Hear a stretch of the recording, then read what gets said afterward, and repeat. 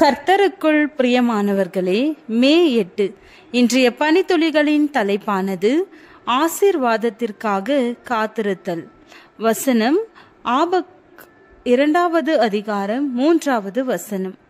குறித்த காலத்துக்கு தரிசனம் இன்னும் வைக்கப்பட்டிருக்கிறது. முடிவிலே அது விளங்கும். அது பொய் சொல்லாது. அது தாமதித்தாலும் அதற்கு காத்திரு.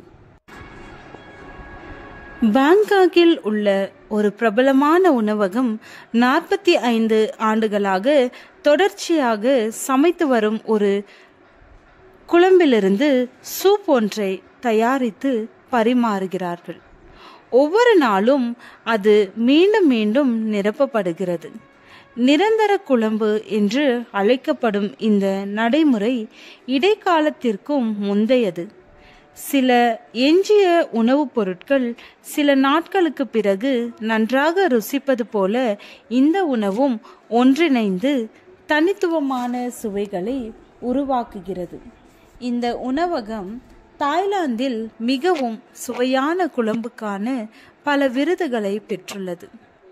நல்ல விஷயங்கள் பெரும்பாலும் நேரம் எடுக்கும்.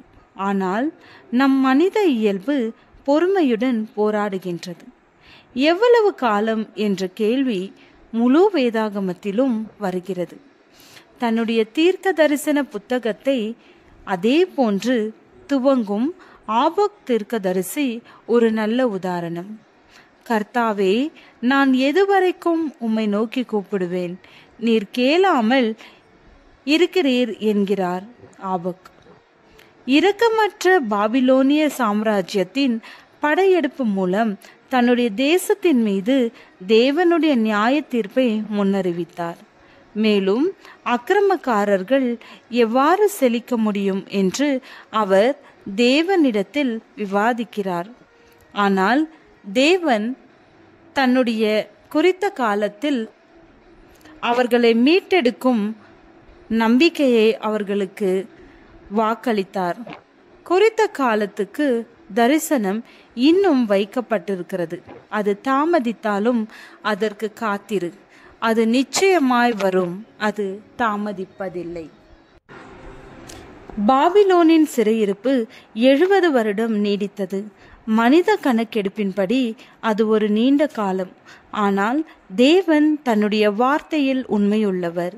தேவனுடைய சில மிக சிறப்பான ஆசீர்வாதங்கள் வருவதற்கு நீண்ட காலம் எடுக்கலாம்.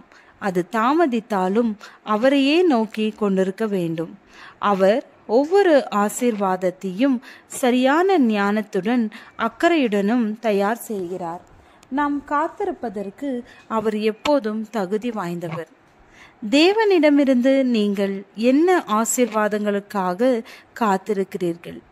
ஆசீர்வாதம் எப்போது வந்தாலும் அவரை எப்படி துதிக்க திட்டமிட்டுள்ளீர்கள்? ஜெபம்.